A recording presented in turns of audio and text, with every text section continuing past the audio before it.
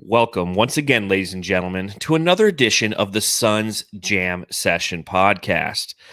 This isn't live right after a game. No, this is on the precipice of the NBA Finals. The Suns now know who their opponent's going to be. It is the Milwaukee Bucks, Milwaukee, if you will.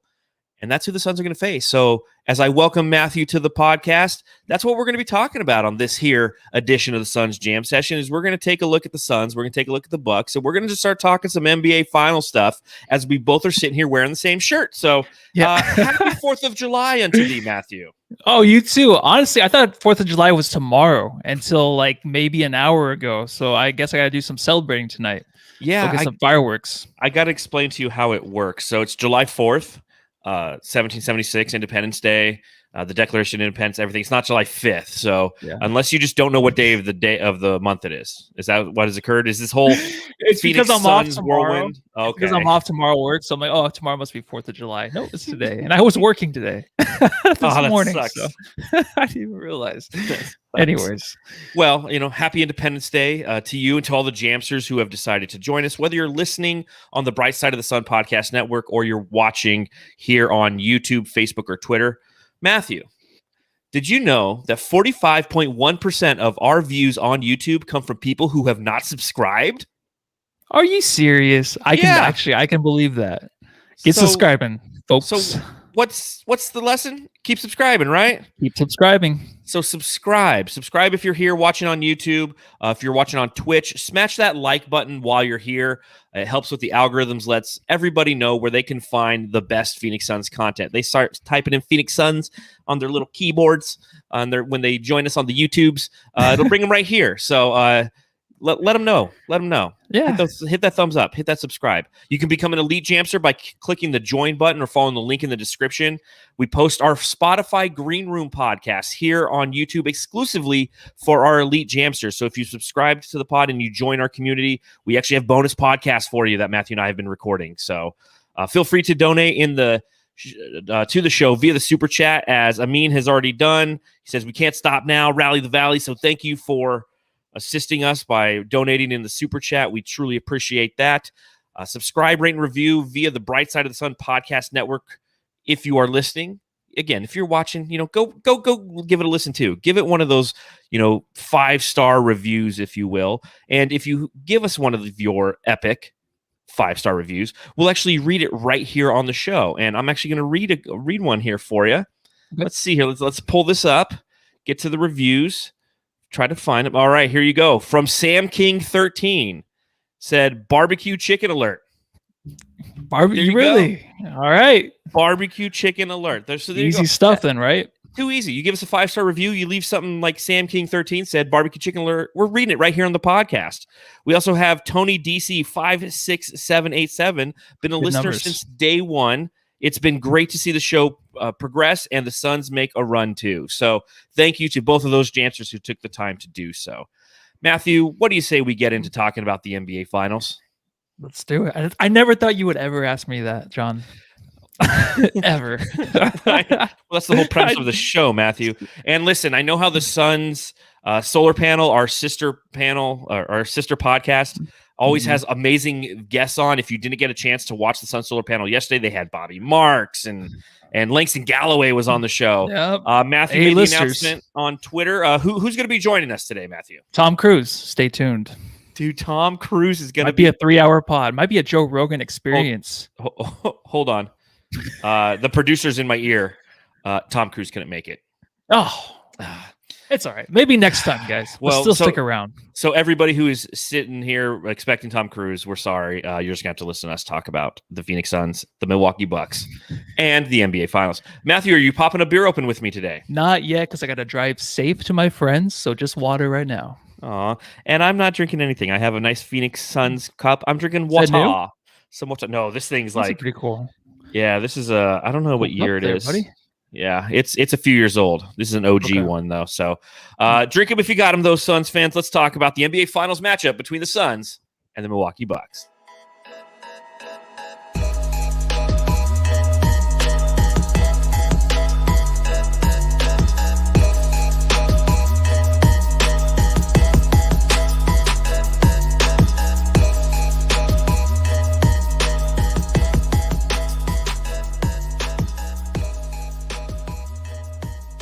That's right. That's right. That's right. The Milwaukee Bucks won in Game 6 last night against the Atlanta Hawks, thus propelling themselves to the NBA Finals for the first time since 1974. The Bucks are also making their third NBA Finals appearance, and again, the first one since 1974. They went in 1971, where they won the championship with Kareem Abdul-Jabbar, and then they lost in 1974 to the Boston Celtics and John Havlicek. So much akin to the team that came into the league the same time we did, 1968. They are seeking out an NBA championship. Although the Suns are doing it for the first time, they're doing it for the second time, but both are making their third NBA Finals appearance. So, Matthew, I'll just ask you right off the bat. You hear the Bucks are the team now. That's the team we have to play. What are your initial thoughts? What are you thinking? How you feeling? And Parker Hines just unsubscribed because Tom Cruise ain't here. Oh, well, he's not here anyway. So, I mean, it's fine, man. Just subscribe again. He's not here. So initial thoughts, I'm very excited because a lot of this is like smaller markets, right? Getting to the NBA Finals is good for the NBA. And I think you're going to be seeing this a lot more lately. And it's what's supposed to happen. Giannis is a 2-time MVP. He's supposed to make the finals, bring this team full of guys on there like PJ Tucker, Drew Holiday, these guys that are like really fighting their whole careers to get to this point. It's supposed to be that. And it's not supposed to be like, oh, it's the Bucks, it's the Suns. Are the Suns even going to be a smaller market after this year? I don't think you can really consider them a smaller market like Milwaukee. They seem more like a destination. So that's exciting for us, of course. But the idea that maybe some people might be talking about this might not be a good matchup. Oh, hell no, it is, dude. This is going to be great because Giannis versus Ayton. You have all the matchups we can go through. It's going to be unlimited. It's going to be unlimited stories for the media to write about and just for us to watch. It's going to be a good matchup. And I see the Suns in 4. Suns in 5. I think this might be a 7-gamer, so get ready for this. It's going to be quite the ride. All right, well, we're getting ahead of ourselves. We're going to do our predictions at the back end, but that's an interesting start there. Well, yeah, Matthew always goes against the grain. It's interesting when you say that Phoenix is a small market team because you look at their population, the city of Phoenix, relative to all the other cities in the country, and they're 5th. It goes New York, LA, Chicago, Houston, Phoenix. Now, Milwaukee's further down the line. They're 30th overall in overall population. So I can definitely see that being what is considered a small market team. But I get what you're saying. The big market teams generally are in entertainment hubs. The New Yorks, the Los Angeleses, even Atlanta. I mean, Turner Broadcasting, it's all out of Atlanta. I think that's considered still a pretty big market team. And, Atlanta is, let's see here. Math. I can't even find them on the thing, but they're up there. They're up there as one of the top cities relative to population. But it's definitely good for the NBA. And I think that the only people who are really frustrated with the fact that this is considered a small market NBA Finals are the national pundits who are located in some of those big entertainment hubs like Los Angeles or New York or Chicago. They want those big names, those big storylines. But it's like you said, this is what's good for the NBA in the long run. It's something you're probably going to see a little bit more of moving forward when you take a look at the talent in the NBA. Although, the Los Angeles has all the stars flocking to it with Kawhi Leonard and Paul George and LeBron James and Anthony Davis, and New York is finally starting to get a come up. I think that this is really a good thing for the NBA in the long run. I think it's going to be an interesting matchup. I probably think I'm a little bit more confident than you are. If you're already saying Suns in 6 or 7, or it's a 7-game series, there's a lot of X factors as we look at this matchup. I'll bring up a graphic here just to kind of like hey, who are you? Let's get to know you, bud. With the Milwaukee Bucks, they're a team that was 46-26 during the regular season, which was the 3rd best record in the NBA Eastern Conference. If you look at their points per game during the regular season, now granted, these numbers have changed in the postseason, and we'll talk about those momentarily, but they had the number 1 offense. They had 120.1 points per game, and they gave up 114.2, which is the 22nd best in the NBA. The first round, they swept the Heat 4-0. The second round, they beat the Nets in 6, and then the Eastern Conference Finals, they beat the Hawks in 6. So they've played the exact same amount of games as the Phoenix Suns, 16 total games, as we went 4-2, 4-0, 4-2. So when you take a look at that, just kind of on the surface, what is your initial impression of this Bucks team and who they are and how they operate? Well, you have to get credit to them because they played the Nets. Of course, the Nets had the injuries, but when you're playing Kevin Durant and the way he was playing at that time, being probably the best player left in the playoffs, that is very difficult to overcome. Even though he hit that shot that could have put them into the next round, but his foot was on the line, it's still very difficult to play this kind of guy. And to go against the Heat too, Real and quick, go real 4 quick. 0. I'm sorry. Everyone's calling me out in the chat, and they're right. They beat the Nets in 7. Yeah, I'm such a fucking idiot. Yeah, they beat them in 7. So they played one extra game than us. But continue. Yes, they started off by sweeping the Heat. Mm-hmm. Yeah, so I mean, they did what they had to do against the Heat, just like the Suns did against the Nuggets. So they earned their way here, and they're playing against the Nets, like I said, against KD, who was the best player at the time. Last round, Trae Young was going off. There's a few games that maybe they could have won, and then Trae Young would come back and hit them. But then he got injured. Giannis got hurt. Those role players, when they stepped up to help win those games, that is kind of a scary factor, of course, to look at because these guys are going to have more momentum because of the minutes they built up going into the finals, to where they're going to believe in themselves even more. I mean, I don't think they have any lack of that, but there's going to be a certain amount of momentum they're going to have coming into here, like guys like Bobby Portis, even Middleton. Middleton's always been overlooked, and he knows that. He's still trying to prove himself. So I think for the minutes that he played without Giannis and the points he put up and the factor that he was in those games, that's going to build his confidence even more too. So a lot of things with Giannis being out helping his players individually. And you can't really say like Giannis being out, they're a better team. I think the Hawks had Trae Young missing too.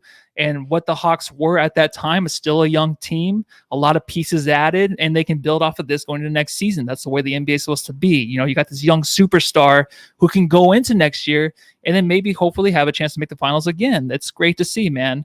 And honestly, with Giannis being out and he might play this series, he should be playing. I think it's day-to-day right now. Correct. The matchups are going to be tough for the Suns. I really think so. And then, of course, we're going to be looking at size, right, John? Again, it's going to be a size thing. Yeah, but it's not necessarily depth when it comes to size. So that's where it's like, the Dario Saric conundrum that we faced against the Los Angeles Lakers might not come to fruition or have as much impact as it did against the Lakers. Because they have Giannis and they have Brook Lopez. And as you mentioned, Giannis is the biggest X factor right now. If he's healthy enough to go, then obviously he starts at the 4. Brook Lopez starts at the 5. If not, that's Bobby Portis there. That's, as much as he was a pest and an annoyance against the Atlanta Hawks in the Eastern Conference Finals, he's not Giannis Antetokounmpo. So that really changes how they approach their lineups and their rotations against the Suns.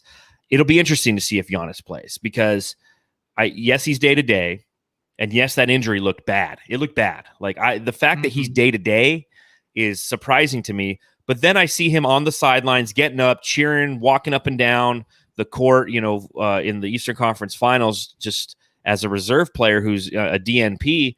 And I was like, okay, he looks a lot better than a guy who you think just blew out an ACL. And they said, everything's intact, and I get that. And it's, there's probably some bone bruisings and things of that nature in there. But even if he does play, you don't know how effective he's going to be and how long it's going to take to see him get back into his rhythm. Now, the advantage that they have going in this series, it's a longer series, okay? The game that starts everything off is game 1, and that's in 2 days on the 6th.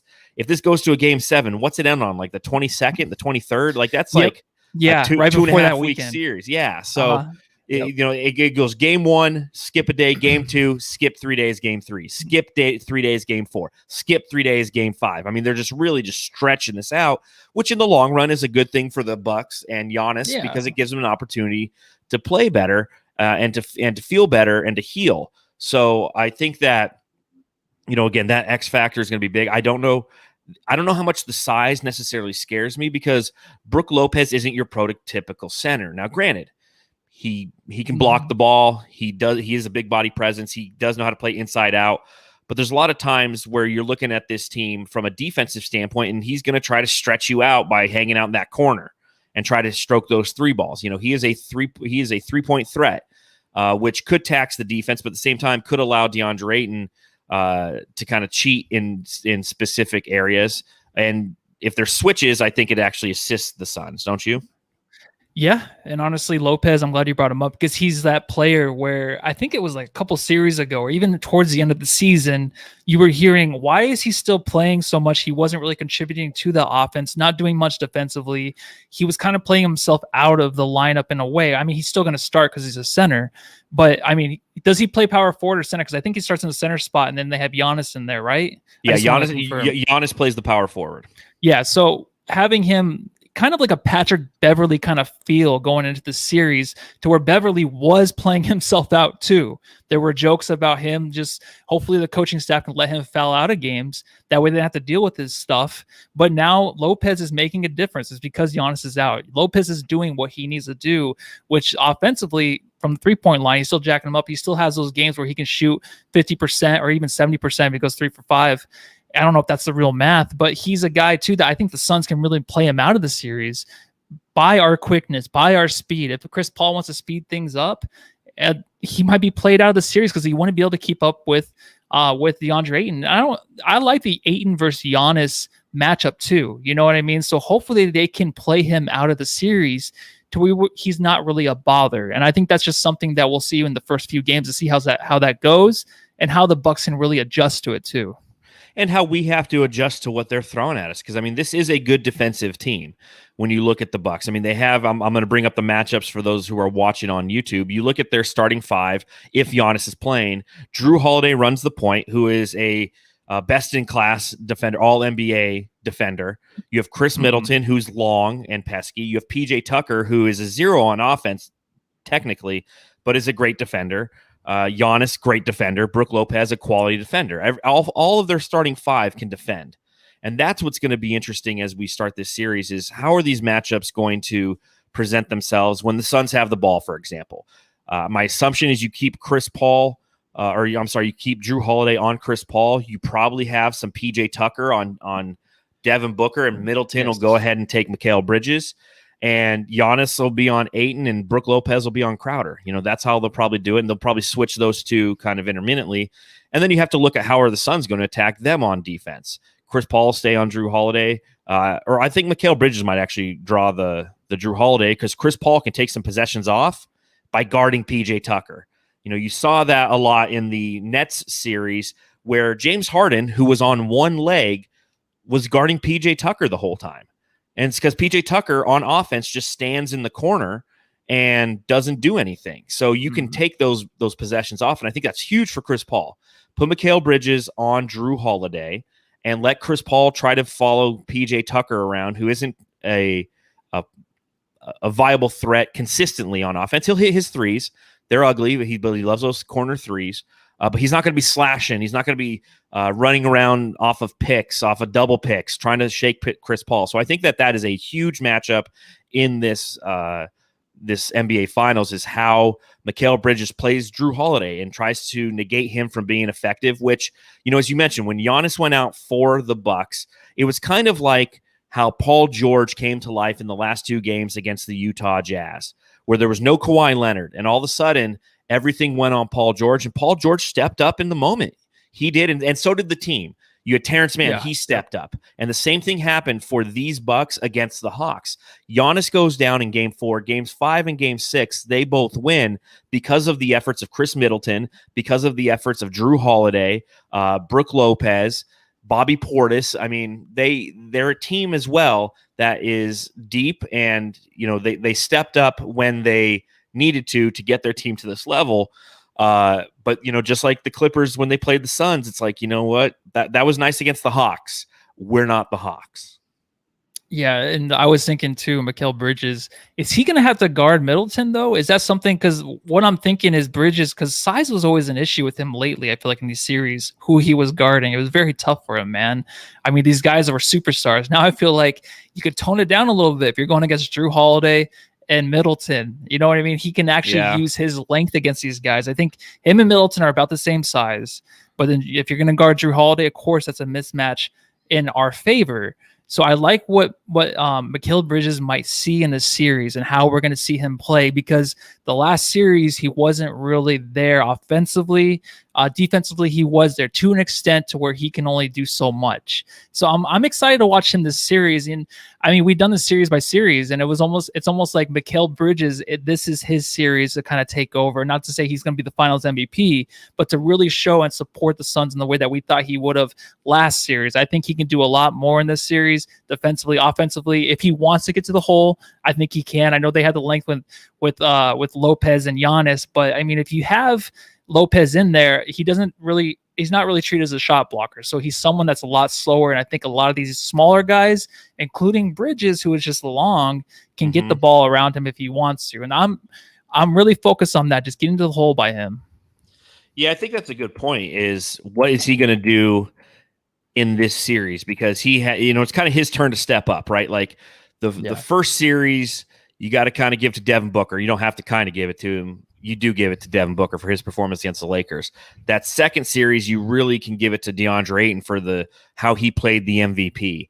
And this last series, got DA and Chris Paul to close it out. And I mean, they all had their kind of hands in there, but you really haven't had those true Mikal Bridges just purely dominating somebody type of performances. And you're right. Chris Middleton is going to be the guy who he's going to have to guard. Devin Booker is going to have to take on Drew Holiday. And as you were bringing up those points, I brought up some different statistics on NBA.com, looking at some of the advanced head-to-head matchups between some of these players during this season. And you have to remember that this season, the Suns beat the Bucks twice by a total of 2 points. They beat them back in February by 1 point on a game in which Drew Holiday was not present.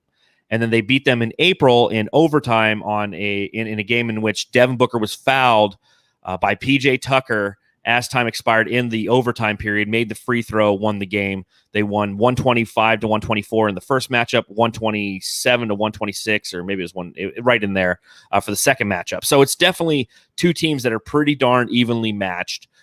So you look at some of the matchups. Okay, so Devin Booker played the one game against Drew Holiday, and he matched up against him for a total of 6 minutes and 38 seconds and nearly 30 possessions. And Drew Holiday went 4 for 9, including 1 for 4 from deep.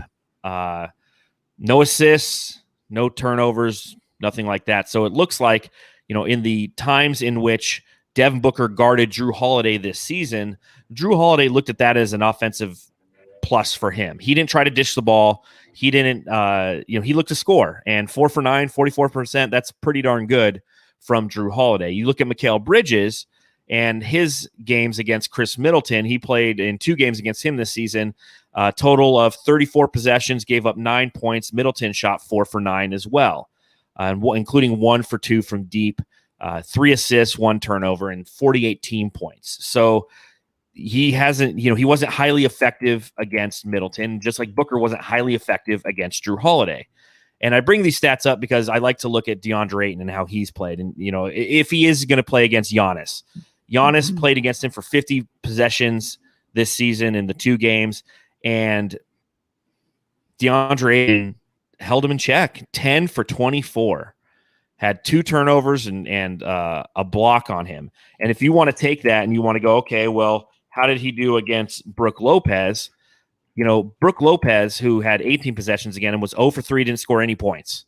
And I mean, so Ayton was a plus defender against the Milwaukee Bucks this year. It was Mikal Bridges and Devin Booker who weren't.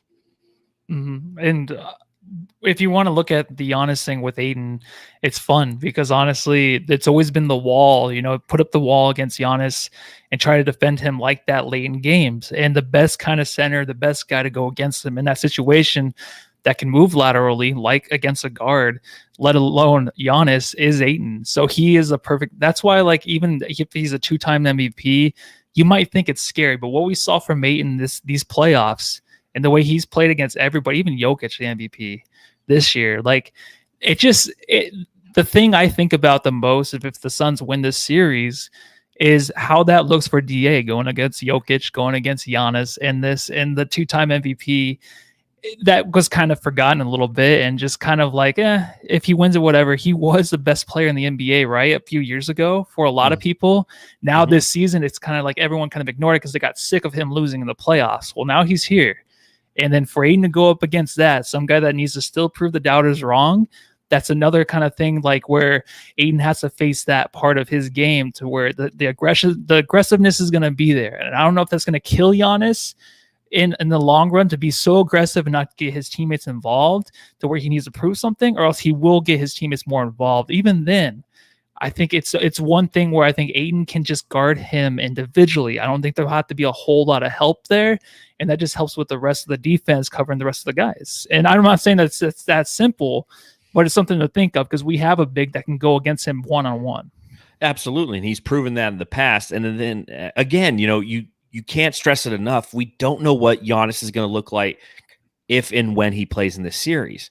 If he's hampered in any way, shape, or form, and he lacks the explosiveness and he lacks the ability to take those 2 huge steps that he can do. I mean, he can start at the 3-point line and dunk in like 2 steps. I mean, it's just, he's a freak. That's why they call him the Greek freak.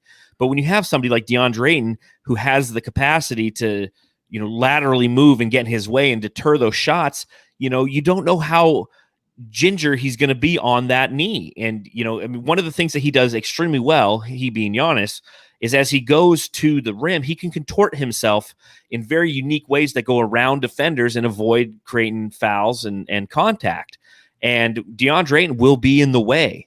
And like you said, the Suns can stay home on any of the 3-point shooters because he can take them one-on-one. And we saw that when the Suns played against the Bucks this season. It was a lot of like, yo, DA, you're on an island, bro. We're going to be out here guarding these guys. And he held his own. And offensively, he had good games as well. I mean, I think that that's something to take in account as well. The way that he played against Giannis was it was fun to watch. I mean, there's that one play I think some of us will remember when he dunked the ball on him. But what's interesting is Giannis doesn't end up guarding him a lot because of the size thing. In the 2 games they played, they only matched up for 2 minutes when DA was on offense.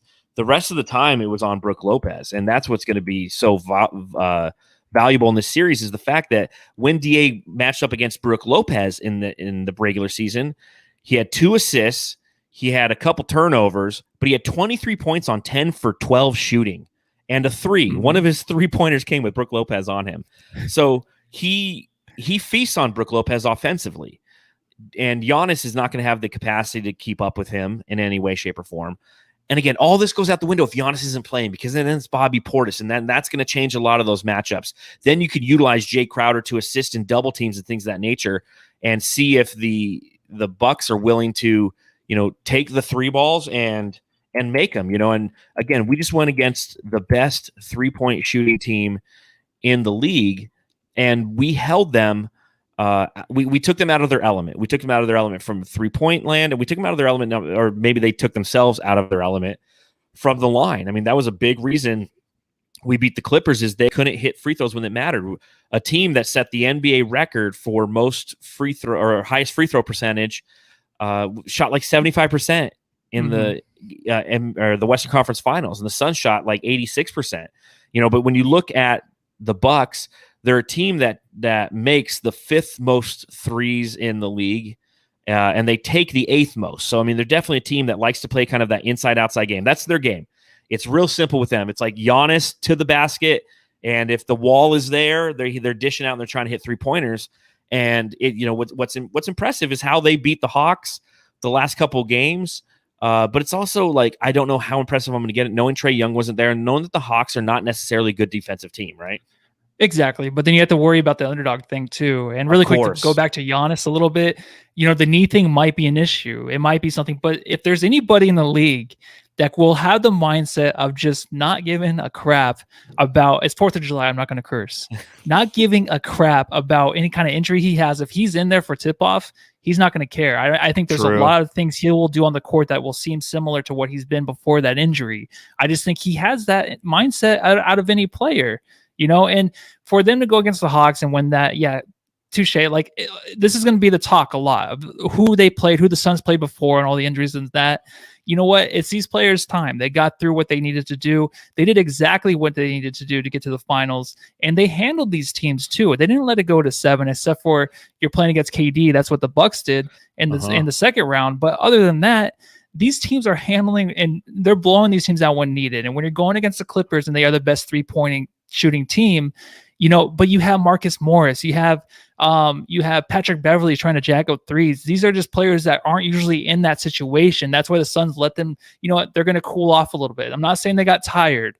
I'm just saying these guys can't show up in that kind of clutch situation. If you're going to game 6, game 7, they're not going to hit the big shots, and the Suns would let them do that, and then they just kind of run dry. And I don't think it was anything to do with tired. It's just a situation. The Suns were built with the consistency they had through the playoffs, with the chemistry, all of that, because we played every game. We've been through these situations already in the playoffs. So that is something that I think the Suns have over the Bucks. I think they have playing the Western Conference Finals. It's tougher, right? It's going to be more of a battle anytime you go into the playoffs in the Western Conference Finals.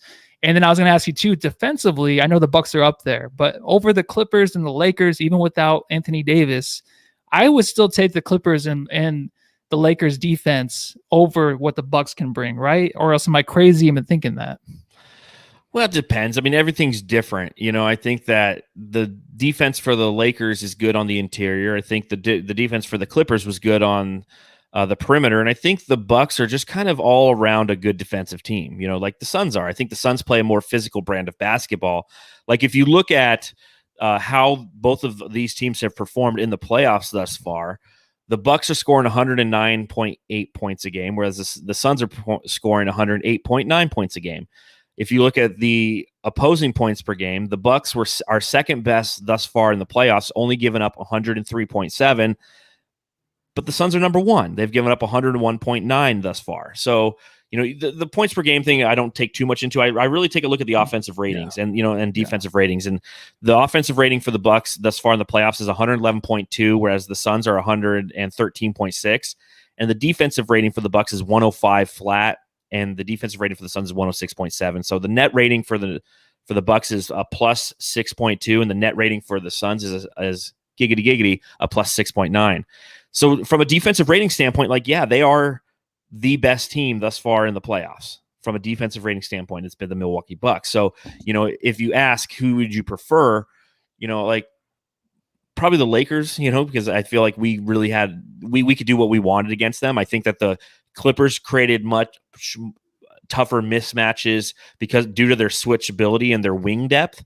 But I think when you look at the Bucks roster, again, it's just they have really good defenders on them. I mean, PJ Tucker's one goal is to be a defender, and that is why he's in there. Giannis is a former defensive player of the year. Brook Lopez is a shot blocking center. He has the ability to do that. Chris Middleton has the length and is known as a defender. Drew Holiday is the defender when it comes to defending point guards, and we've seen that before. So it's going to be really interesting to see how the Suns come up with different offensive sets, try to get the switches that they want, and ultimately execute their offense against this team. I think that we can stop them because I think that we are a better offensive team overall due to DeAndre Ayton's emergence, Devin Booker and Chris Paul being all-stars, and Jay Crowder and Mikal Bridges being quality wings. You look at the benches, and I think that's one thing to take a look at. If Giannis is playing, Bobby Portis comes in off the bench. You got Pat Connaughton, who is an annoyance and a three-point shooter. Jeff Teague, who's kind of the old man Teague, and then a guy who just has always annoyed the shit out of me. And pardon me for cussing because it's the 4th of July, but Bryn Forbes, dude. Former San Antonio Spur, Bryn Forbes. How annoying is he? Yeah, he is annoying. He's the last guy on the bench too that, it probably stops right there. I think Monte's playing that 9-man rotation right now, but if you go past what we have right now currently playing in the playoffs, we have the names that can actually come in and fill in, like Langston Galloway. Etuan Moore did as much as he could, but I think that when you have Langston coming in, that's something that you can look for offensively, and he's an annoyance too. I think he can be very, very annoying, so he could kind of match that. But I like how you brought up the depth, because I think for the Suns to really kind of win the series, offensively, I mean, with the first team, hang in there with the Bucks. I'm not saying they might blow them out. Who knows? But if you hang in there, our bench will beat their bench. And especially if Giannis is out, of course we're going to beat their bench. Bobby Portis, Connaughton, I like Connaughton. I think he's going to be, like you said, an annoyance, a guy that when he's on the floor, it'd be like, all right, is someone going to guard that guy? Or else he's going to be on our guy. Be like, can someone just do it? Can we switch it up? Can we get this guy off of our guy? That's the way it's going to be. But the Suns' depth, it goes at least, 10, 11 guys that are really, really good when it comes to, just being in situations to help them regain a lead, gain some momentum, get the speed back up whenever our starting lineup comes off, or whenever even Chris Paul comes out of the game. I just think that we just have so much over the Bucks. Of course, I'm not saying it's going to be easy, but when it goes to the depth, that goes to us for sure. We have the depth over the Milwaukee Bucks. No, I agree there 100%. I think campaign, Torrey Craig, the revenge series for Torrey Craig, the guy who no matter what will leave with a ring this year because he started with the Bucks and he's ending with the Suns. So no matter Crazy, what, right? the dude gets That's a ring. the way to do it. But I think that he is going to have a factor in this the series because we have a better bench when it comes to defense. I think that's very important. We can shut down those Pat Connaughtons and those Bryn Forbeses if you play proper defense and you take them off of their spots. Guys are going to still hit tough shots. It's the NBA. I get it. But if you make them work for those shots, they might hit one shot instead of like 6 shots. You look last night and you see Cam Reddish go for – did you watch any of that game last night? Due to some things, I did not get to see it. Sorry. So Cam Reddish went like 6 for 7 from deep. And it was really annoying. And I did see that, though, in the box score. Again, this is me just being petty, but like every time he'd hit a 3, just stand there and be like, oh, like he hit like a game-winning. Yeah, like after every 3, he was just like flexing. Man. Part of that's the crowd. Part of that's you're a young player. Yeah. But the other part of that is it reminded me to appreciate the Suns because the Suns don't do that shit. Like Booker will do it after a dunk maybe in like game 6 of a clincher.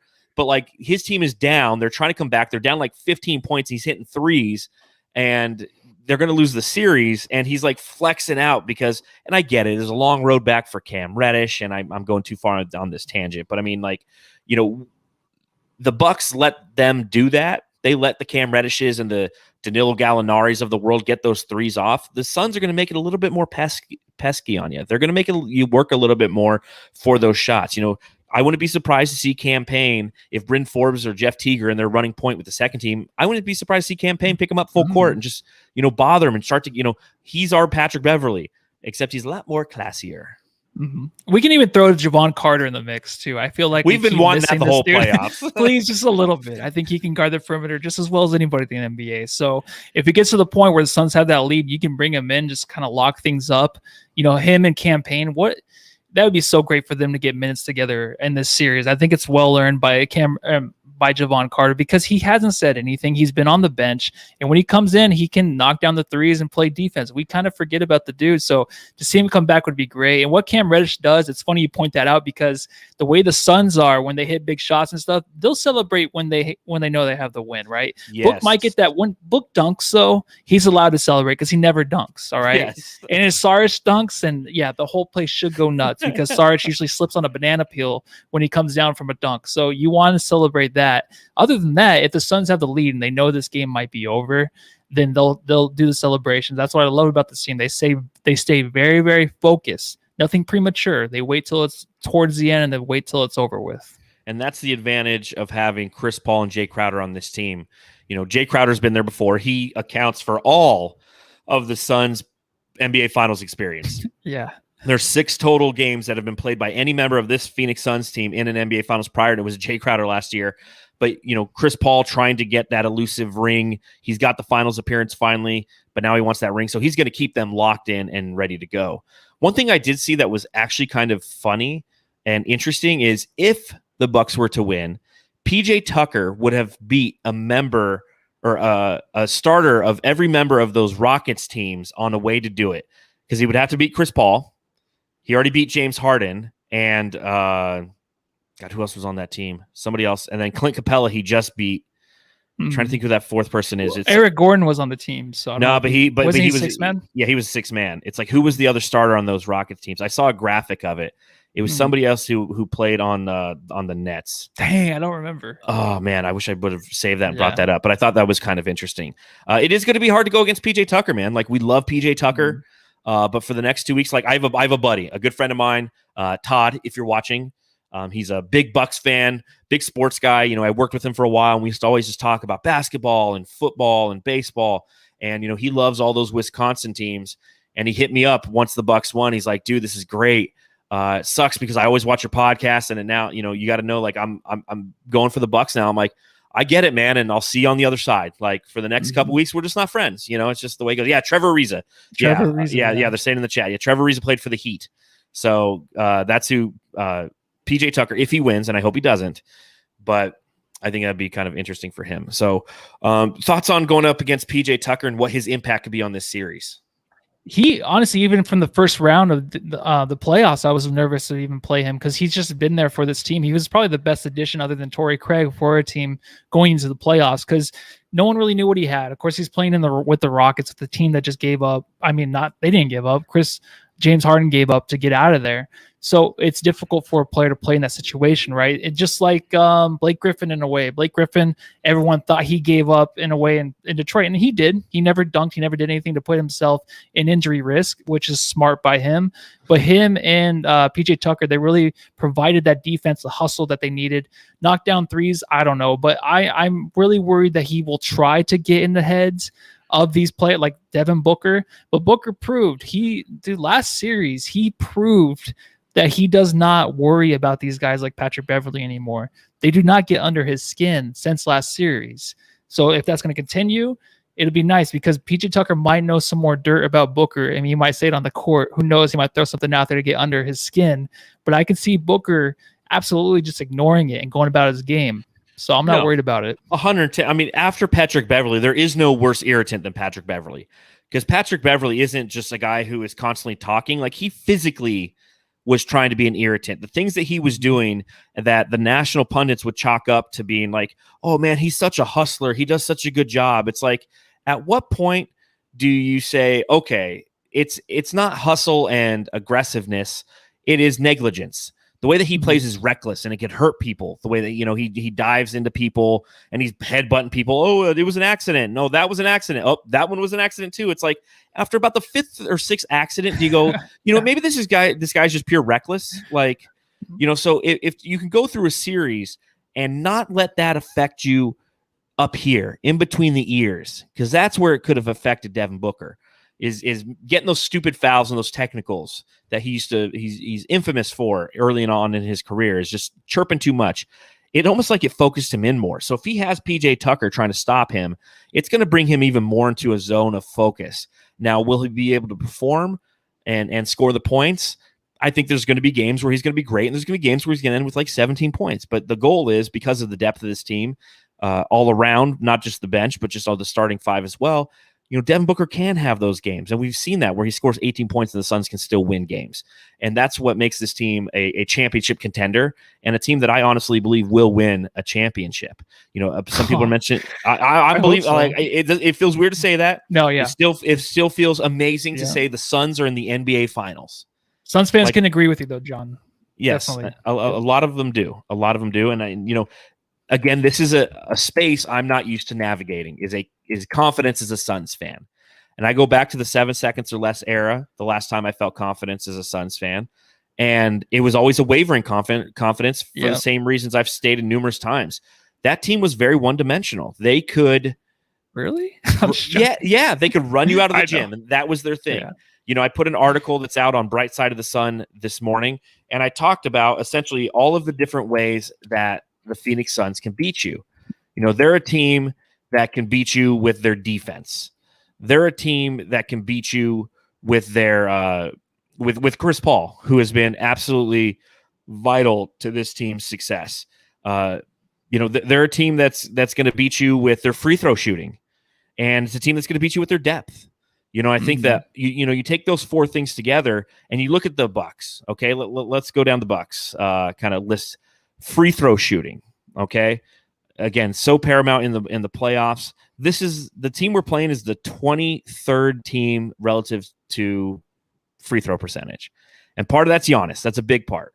You think back to one of those games, the first game where we beat the Milwaukee Bucks this season, and Giannis was 17 for 21 from the free throw line, and we beat him by 1. But he was 17 for 21. That is an aberration. That isn't the norm for Giannis Antetokounmpo. You look at their depth, and we already talked about it. The Suns have better depth. You look at their defense. The defense is a slight edge, statistically to the Bucks, but I believe in our defense. And again, the addition of Chris Paul, the leadership that he possesses, trumps any of the leaders that they have over on the Milwaukee Bucks, right? Yeah, and you brought up free throws, the countdown, right? Countdown, 1, baby. 2. Here we go. We'll be there for game 2 doing it. And I might Yes. not know how to count to 12, but I will try my best. I think I'm going to copy the old gentleman in front of me to help me out in that one, but it's going to be interesting to see that. But free throws are huge, dude. And you're talking about PJ Tucker too earlier. We just were, but him, like even any of these players, even Bobby Porter, someone brought it up in the chat, being a difference maker. I just don't see these guys being like, oh, Bobby Portis killed us, that's why we lost. PJ Tucker killed us, that's why Connington, he just killed us, that's why we lost. It could happen, but I don't not see for it an as much entire as what, series. Exactly. I didn't see it as much. I don't see it as much as what we just faced with these other guys going into situations. The way that Patrick Beverly was playing, Reggie Jackson, like those guys is like, no, even Marcus Morris. I was like, oh my God, this guy might win a game for the Clippers. And he did. He did. Game 5, he won a game. So I don't see that. Maybe, hopefully I shouldn't say anything, but it might not be an issue for the Suns. You hope not. And when it comes to the Giannis countdown or count up, if you will, like at what point are the refs going to call it? They're like, the crowd's on 17. Like, I get it because it seemed like the Hawks fans always got to 12, and that's right when he shot. And you're like, okay, if they're quick counting him, which they count too fast, so they count, they're quick counting him. Yeah. So like but if you're a ref and your job is to sit there and count the seconds until this guy shoots after you give him the ball, like you got to put some math equation in there and be like, okay, 14 by the fans equals 10 in real life, and that's when I'm going to call it. Like, like that's what I was thinking because I don't know. It's going to be, if he's playing, it's going to be fun. It's going to be interesting to see that and experience that because again, we'll be at game 2 on Thursday. Literally the last row in the stadium, and I don't care. I don't care to be a part of that environment. Yes, we got that beautiful big screen, not that T-Mobile cell phone screen that they used to have in there that had like 6 grids off. It's like Devin Booker's points, and you just couldn't see it because like that part of the screen was broken. And if you see us, don't be afraid to come get an autograph or a selfie. Yeah, we're here for the fans. I'll be handing out business cards to people like, hey, go Suns, go Suns, go Suns. I'm trying to think if there's anything else I wanted to hit on before. Do you know what I found out that I'm surprised I didn't know? Where did Monty Williams go to college and play college basketball at? I have no idea. This is your thing. So Notre Dame. I'm not sure. Oh, did he really? He went to Notre Dame. No way. That's awesome, man. How did I not know that? Another reason to love him. Yeah, another reason. I gotta tell my dad. He's like, he's a good Catholic. That's like, the way my dad looks at everything. Seriously. Last thing, I guess I'll ask you before we get out of here on this glorious Independence Day. And somebody was asking in the chat, like, what is it with not cussing on Independence Day? It's a Matthew thing. He just, when it comes to holidays, he just doesn't like to cuss. I don't give a shit. But Matthew, you referenced it a little bit earlier on the podcast, and I'll allow you to elaborate on that thought process. Who wins the series, and in how many games? All right. So my gut right now, I'm saying the Suns win, but it's going to be in 6 games. But I can see them sweeping them. But I'm going to go Suns in 6. Suns in 6. Okay. That was very elaboration. Thank you for that. So the first series, I said Suns in 6, and I was correct. The next series against the Denver Nuggets, I said Suns in 5, and I was incorrect. And then last series, I said Suns in 6, and I was correct. I'm saying Suns in 5 in this one. And this is with or without Giannis. I believe Suns in 5 for these reasons. So, a lot of the reasons we talked about here. Again, I'll preface all this with I'm scary to be confident in this team because I'm an Arizona sports fan. I'm conditioned to being let down. You don't know what's going to happen in a series. But also, as Clifford McLeod says, good vibes. Good vibes. If Giannis can come back and play, we don't know how effective he's going to be. And as I mentioned before, we don't know how his lateral quickness is going to be. I mean, his ability to contort, his ability to take those long steps, all of those put pressure on a knee that was hyperextended. Now, you look at Joel Embiid. He hyperextended his knee much in the same fashion in the middle of the season. He was out for about 10 games. It was about, mathematically about 20 days. So if Giannis does play in the series, I will not be surprised. If he starts in the first game, I might be a little surprised, but I know we'll definitely see him. But I think that the drive of this team, the coaching of this team, the personalities collectively of this team they're locked in and they're focused. And I saw, who was it? Somebody tweeted out yesterday. They were showing the difference between the Suns winning the Western Conference Championship and the locker room for the Bucks after they won the Eastern Conference Championship. And like the Suns were celebrating, it showed just a bunch of Bucks guys like on their phones. Like I don't know what the validity of that was. Yeah, no, that's just like they're probably waiting for the bus or something. They probably celebrated. Yeah. That's but there's some people. My director of finance came and said, he's like, well, do you think the Suns celebrated a little too hard after winning that? I'm like, no. Nope. One, they knew they could do it because they knew they weren't gonna have to play for like 5 or 6 days, so they could go and have a good time. It's not like the Bucks where it's like you win and 2 days later you have to play again. It's like so the Suns knew they could, and you know what? It was a big monkey off the back of Chris Paul and everybody. That's what shows and fortifies this team culture. Is they all want to do it for Paul, man.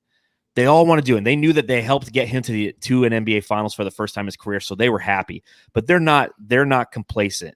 They're not happy on the farm, if you will. They're ready to start this series with home court advantage with that raucous crowd. Hopefully that raucous crowd. It's a different crowd in there when you start charging $1,200 a ticket. But hopefully that crowd is raucous and crazy on Tuesday night, and behind that they can come out and just set the tone in this series. The only thing that could scare me again is I think the switchability and the defense of the Bucks can take the Suns out of their game. But again, I think over a 7-game series, it's advantage Suns. So I'll say Suns in 5. I think there'll be one game where there's kind of, one guy has a random, like Chris Middleton drops a 45 spot, or it is a game where PJ Tucker hits 7 threes and you just didn't see it coming, and his 21 points is a deciding factor. So I'll allow that room for error. But I really think that, here in a couple of weeks, we're going to be sitting here talking about an NBA championship for this Phoenix Suns team, man. Yeah, and can we just have the parade on the weekend or something? I mean, I'll use PTO, but could we just I want everyone to be there. You know what I mean? Let's get there first, huh? Okay. So where are we watching the game, though? Are we going to go somewhere? Yeah, we should. What do you think? Yeah. You guys were talking about what was Half Moon. Half Moon. Half Moon at the Biltmore. So I'm going to reach out to them and see if we can get some reservations there. I know the Fan of the Flames guys are willing to meet us there. I got to talk to the missus, see if she wants to come down and watch the game there. But I think game 1, we all got to get together. I mean, this is the NBA fucking finals, man. Like this ain't a Tuesday game against the Miami Heat. This is the NBA finals, bro. And we're there. You have to go celebrate and drive home drunk. You have to do all of that. No, you use I'm just kidding. Get that Uber. I am definitely getting the Uber. I got the credit card on the Uber and Lyft. Responsible. That's good that you have the credit card. You're not writing checks to them anymore. You stop doing the whole like, what do I owe you, bud? Yeah. Yeah. Those days are over. Those days are over now. Yeah. So with my cigarette. What do I owe you? Your cigarette rolled up in your sleeve. You're like, hey, guy. So I guess on that note, I think we'll wrap things up here. This is a reminder to everybody who is watching along live with us. One, we appreciate it. Thanks for taking a little time out of your Independence Day. And you know what?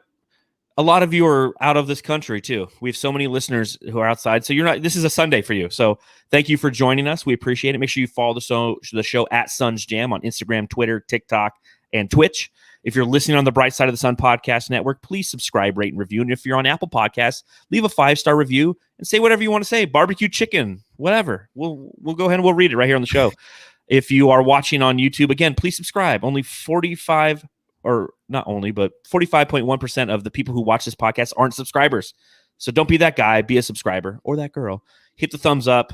You can follow me on Twitter at Darth Voita. You can follow Matthew on Twitter at Matthew Lissy. And you can read all of our wonderful articles on brightsideofthesun.com. All right, Matthew, I'm out of here. Happy Independence Day. All right. Go home and salute your family.